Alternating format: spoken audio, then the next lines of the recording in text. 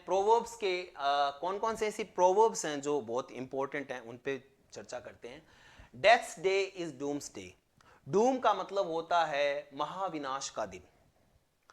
अब महाविनाश का दिन जनरली हम क्या करते हैं कि वो महाविनाश आएगा तब ये होगा, लेकिन कोई व्यक्ति मर जाता है उसके लिए तो महाविनाश ही है, उसके बाद में वो किसका इंतजार करेगा। महाविनाश तो उसकी मृत्यु के साथ में महाविनाश ही है उसी का। तो वो ये थोड़ी कहेगा कि नहीं मैं मरा तो सब मरा, वो यही कहेगा कि मैं मर गया, इसका मतलब ये हो गया कि पूरी पृथ्वी नष्ट हो गई, तो उसके लिए तो नष्ट हो ही गई, वो तो चला गया। अब तो डेथ्स डे यानी किसी का मृत्यु का दिन होता है, वो उसके लिए क्या होता है, डूम्स डे होता है, वो पूरी पृथ्वी का विनाश का दिन ही होता है उसके लिए। तो everything comes to an end end once death, सभी चीजें समाप्त हो जाती है जब किसी व्यक्ति की मृत्यु होती है। तो उसकी मृत्यु हो गई तो उसके भले ही तो पूरे जग की मृत्यु हो गई। लेकिन जब तक हम जीते हैं तब तक यही सोचते हैं कि मैं मरूं ना, पूरी पृथ्वी मर जाए लेकिन मैं मरूं ना। पूरी पृथ्वी मर जाए का मतलब पृथ्वी पे जितने भी लोग हैं वो मर जाए, ऐसा वो सोचते हैं, लेकिन ऐसा होता नहीं है जनरली। जब वो मरता है तो उसके लिए तो जग मर ही जाता है। Diamonds cuts diamonds, diamond cuts diamond, हीरे को हीरा काटता है, यहाँ पे ऐसा नहीं है, ये है लोहे को लोहा। अपना हिंदी में जैसे बनाते हैं ना इसको, तो ये लोहे को लोहा काटता है। इसका मतलब ये है कि कोई ऐसी सिचुएशन है जिसमें पॉजिटिव, कोई नेगेटिव बंदा है उसको आप पॉजिटिव रूप से समझाते हो, वो समझ में नहीं आएगा, उसके 2-3 थप्पड़ मारेंगे ना तभी समझ में आएगा। इसका मतलब है कि जैसा व्यक्ति, जैसा देश वैसा वेश, जैसा व्यक्ति है उसके साथ वैसा ही बिहेव कीजिए। अगर वो पॉजिटिवली है तो पॉजिटिवली, और नेगेटिव है तो नेगेटिवली। तो a situation in which two equally cunning or devious people spar or interact, दो दुष्ट व्यक्ति, अब जैसे मान लीजिए मैंने बताया ना कि कोई दुष्ट व्यक्ति है, उसके साथ में आप ऐसे कहोगे नहीं नहीं आप है ना ऐसे मत करो, तो वो आपको मानेगा नहीं। लेकिन एक दुष्ट व्यक्ति और आके 2-3 थप्पड़ मारेगा ना, उसको समझ में आ जाएगी हाँ ठीक है। इसका मतलब लोहे को लोहा काटता है, जहर को जहर काटता है, ऐसे भी आप समझ सकते हो। Don't cast pearls before swine, भैंस के आगे बीन बजाना। भैंस के आगे बीन बजाना, यहाँ ये हिंदी में कह सकते हैं इसको। तो सुअर के आगे आप मान लीजिए मोतियों की माला है वो रख रहे हो, तो सुअर को क्या पता कि मोतियों की क्या वैल्यू है। तो भैंस के आगे बीन बजाना इसका सिनोनिम है हिंदी में, जिसका मतलब है कि ऐसे व्यक्ति को ऐसी वैल्यूएबल चीज गिफ्ट करना जिसको उसकी वैल्यू ही नहीं है। अगर मान लीजिए किसी को पता ही नहीं है, आप किसी को आईफोन देते हो और उसको पता ही नहीं है आईफोन है इतना महंगा है, वो ऐसे ही रखता है रफ एंड टफ, तो उसको उसकी वैल्यू ही पता नहीं है, उसको वो गिफ्ट देना ही नहीं चाहिए, ठीक है ना। तो ये मतलब है कि don't cast pearls before swine, सुअर के आगे मोतियों को रखना, या कह सकते हैं भैंस के आगे बीन बजाना। तो don't offer something valuable to someone who doesn't value it, ऐसे व्यक्ति के सामने वो चीजें रखना जिसको, जो बहुत वैल्यूएबल है लेकिन उसको वैल्यू का पता नहीं है, उसके लिए आता है don't cast pearl before swine. Death's day, doomsday, मृत्यु का दिन ही सर्वनाश का दिन होता है किसी भी व्यक्ति के लिए। कहने का मतलब जब किसी की मृत्यु हो जाती है तो उसके लिए तो पूरा जग ही तबाह मानो। डायमंड कट्स डायमंड्स, हीरे को हीरा यानी यहाँ पे लोहे को लोहा काटता है या जहर को जहर काटता है। यानी कि ऐसी स्थिति जहाँ पे कोई चीज़ मान लीजिए सीधी उंगली से घी नहीं निकल रहा है, तो कोई गलत व्यक्ति है उसके सामने उस ऐसा ही व्यक्ति लेके आओ जो गलत है, वो ही उसको सुधार सकता है। तो हीरे को हीरा और जहर को जहर और लोहे को लोहा, चाहे कुछ भी मान लो, इसका मतलब ये है कि बुराई को बुराई से ही पराजित किया जा सकता है कई बार। Don't cast pearls before swine, भैंस के आगे बीन बजाने का मतलब है ऐसे व्यक्ति को बहुत ही वैल्यू देना, वैल्यूएबल थिंग्स देना जिसको पता ही नहीं है इसकी वैल्यू क्या है। Don't change horses in mid stream, मतलब जब आप दौड़ रहे हो कहीं पे जा रहे हो उस समय आप क्या कर रहे हो कि हॉर्स पे बिलीव ना करके आप दूसरे हॉर्स को लेके आ रहे हो कि नहीं ये नहीं चलेगा। इसका मतलब आप कोई काम कर रहे हो उसमें बीच में बदलाव कर देते हो, उसे बोलते हैं change horse in the mid stream. लेकिन होना नहीं चाहिए। ये कहा जाता है कि जब भी कोई आप कार्य करते हो और जिससे जो शुरुआत की आपने उसको पूरे टाइम तक उस पर बिलीव करो, उसको पूरा करो, उसको बीच में चेंज मत करो, क्योंकि बीच में चेंज करते हो तो आप निश्चित रूप से ही गलत कर रहे हो, उस पर बिलीव दिखाओ। इसका मतलब don't change horse's in mid stream का मतलब है डोंट चेंज योर लीडर और योर बेसिक पोजीशन। कभी भी चेंज मत करो अपने लीडर को या अपनी स्थिति को when part way through a campaign or project, जब आप मध्य में हो किसी काम के, तो किसी भी काम के मध्य में किसी भी लीडर को या आप किसी काम में जुटे हुए हो, उसमें आप किसी रास्ते को भी चेंज करते हो, तो वो ये don't change horse in the mid stream. अब कई बार क्या होता है कि बहुत सारे विद्यार्थी हैं, वो तैयारी करते हैं और तैयारी करते करते जैसे उनकी स्थिति आ जाती है कि वो कर रहे हैं 3rd ग्रेड की, बीच में KVS की आ जाती है, सर KVS की करें 3rd ग्रेड की करें, तो आप अपनी पोजीशन को बीच में चेंज नहीं कर सकते। अब जिसको आप पहले लेकर चल रहे थे उसी के साथ जाइए, क्योंकि आपने प्री प्लान किया था, मैं इस पे फोकस कर रहा हूं। बीच में किसी चीज को आप चेंज नहीं कर सकते। Don't count your chickens before they are hatched. कई बार क्या होते हैं कि जैसे चिकन होते हैं, वो क्या करती हैं, हैच करती है अंडे को, हैच करने के बाद उसमें से चूजा निकलता है, ठीक है ना।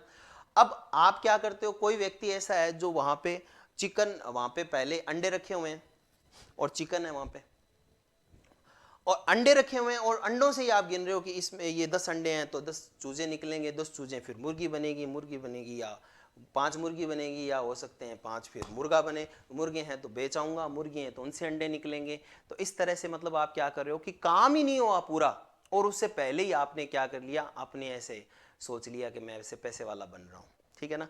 तो don't count your chickens before they are hatched.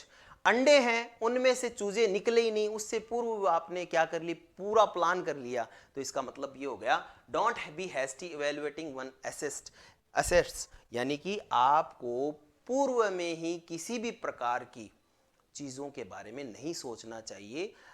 मतलब पहले से ही आप ये सोच के नहीं चल सकते कि इसमें यही होगा और यही, मतलब आपने क्या किया कि पेट वाले के आस में आपने बगल वाला बच्चा है वो भी छोड़ दिया कि हाँ नहीं पेट वाला ज़्यादा मेरी सेवा करेगा, तो बगल वाले को भूल गए। नहीं, आपको जो अपने असेट्स हैं उसको इवेलुएट करना चाहिए। आपको ये पता होना चाहिए कि आप इसमें से नहीं भी निकलेंगे तो कोई बात नहीं है, चूजे अपना काम हो जाएगा। लेकिन आप पहले ही क्या करते हो कि हाँ इसमें से इतने चूजे निकलेंगे, ये फिर ये करेंगे, फिर मैं इतने पैसे वाला हो जाऊँगा। आप किसी भी डिसीजन को लेकर हैस्टी नहीं हो सकते, किसी भी चीज़ को पहले से ही आप क्या नहीं कर सकते, जल्दबाजी में इवेलुएट नहीं कर सकते। तो don't count your chicken before they heist का मतलब है किसी भी चीज़ को लेकर, किसी भी चीज़ का मूल्यांकन अगर आप किसी भी चीज़ को कर रहे हो तो उसमें जल्दबाजी कभी नहीं करनी चाहिए। आराम से सोच विचार करके आप उसका मतलब अंतर समझो कि वो एक्चुअल में है क्या। Don't cross a bridge until you come to it. अब कई बार क्या होता है कि वहां पे ब्रिज दिखाई देता है, लेकिन आप क्या करते हो कि जब तक आप ब्रिज को अच्छे से देख ना लो कि है कितना, इसमें गहराई कितनी है, कितनी दूर चलना पड़ेगा, उससे पहले आप क्रॉस मत कीजिए। ब्रिज की गहराई, लंबाई, चौड़ाई सब चीजें कब देखी जाएगी, जब तक आप नजदीक नहीं पहुंचोगे। तो कहने का मतलब यह है कि डोंट क्रॉस अ ब्रिज, कभी भी किसी ब्रिज को क्रॉस नहीं करना चाहिए जब तक आप उसको अच्छे से नजदीक से जाके उसकी इवेल्युएशन ना कर लो, उसको देख ना लो कि वाकई में इसमें जा सकता हूं नहीं जा सकता। इसका मतलब ये हो गया, deal with the situation when it happens, not unnecessarily worry about in advance. कई बार हम क्या कहते हैं, किसी चीज को लेकर व्यर्थ में ही ऐसे चिंता करते हैं कि भाई अरे यार वहाँ पे मैं जाऊँगा ना, पता नहीं वो लोग क्या सोचेंगे मेरे बारे में, मैं तो जॉब भी नहीं लगा, वो कहेंगे इसकी जॉब ये नहीं वो नहीं। मतलब आप रात तक पूरा चिंता में व्यक्त, मतलब पूरी रात आप चिंता में निकाल देते हैं, और वहाँ पे जाते हैं तो ऐसी कोई बात ही नहीं होती। तो इसीलिए कहा जाता है कि आप चिंता मत कीजिए कि आगे क्या होने वाला है, आगे की पहले से ही चिंता मत कीजिए जब तक आप वहाँ पे पहुँचे ही नहीं।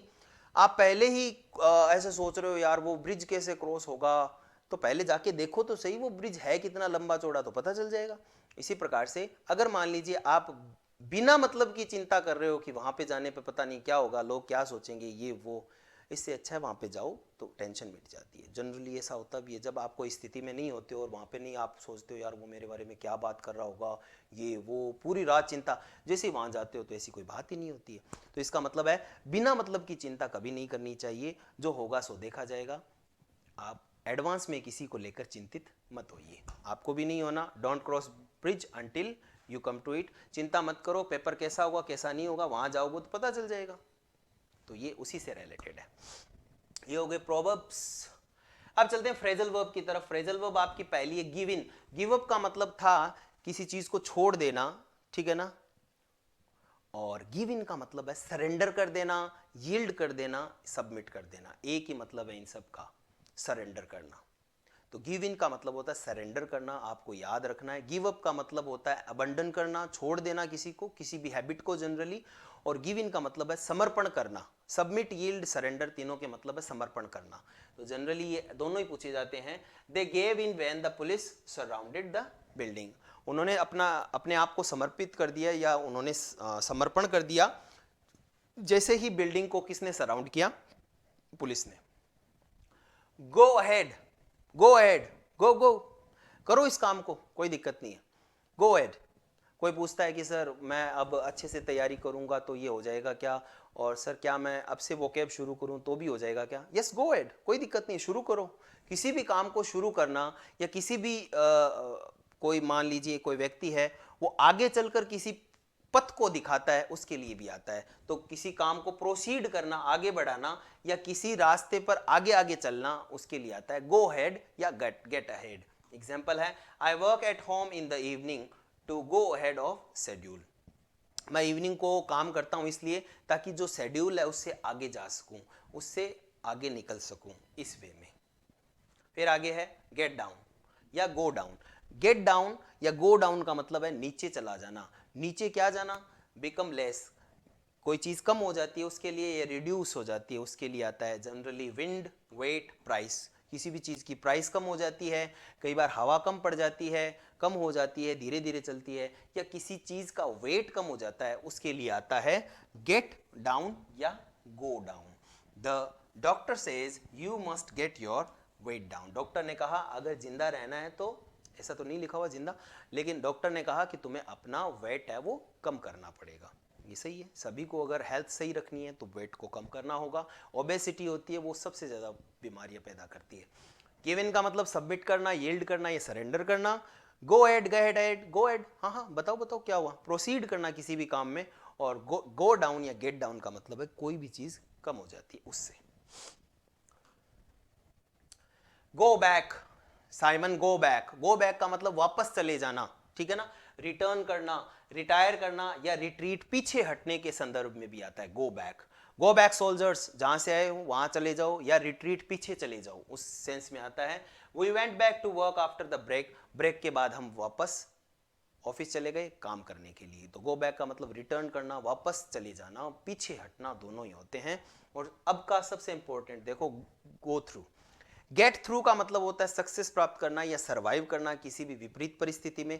गो थ्रू का मतलब, गो मतलब जाना, थ्रू मतलब किसी के बीच में से जाना। तो किसी के बीच में से जाना का मतलब है किसी भी चीज को, एक तो आप ऐसे ही देखते हो जनरली, गो थ्रू का मतलब है एकदम गहराई से किसी चीज को आप ध्यान से देखते हो, एग्जामिन करते हो, या किसी गहराई से किसी चीज को आप सोचते हो। गो थ्रू, दिमाग मतलब एक एक चीज को एंगल से देखते हो, तो उसे बोलते हैं गो थ्रू। गो थ्रू का मतलब एग्जामिन करना, स्टडी या कंसिडर करना, बहुत ही ध्यान से किसी चीज को देखना। You should go through your studies, study करना अच्छे से, किसी भी चीज को कंसीडर करने के सेंस में आता है। ये बहुत इंपॉर्टेंट प्रयोग है ये वाला। You should go through the accounts carefully, तुम्हें अकाउंट में बहुत अच्छे से देखना चाहिए, इसका मतलब एग्जामिन अच्छे से करो, कोई भी चीज है वो गलत नहीं होनी चाहिए। दूसरा है एक्सपीरियंस और suffer something. Go through, I am going through pain, मैं गुजर रहा हूं। यहां पे गुजरना किससे? बुरी चीजों से। एक्सपीरियंस करना कैसी चीजें? सफर। सफर का मतलब यहां पे सफर वो चलने वाला सफर नहीं, सफर का मतलब है पेन, यानी ऐसी बुरी हेल्थ से गुजरना, या कह सकते हैं कि परेशानियों से गुजरने से संबंधित है ये।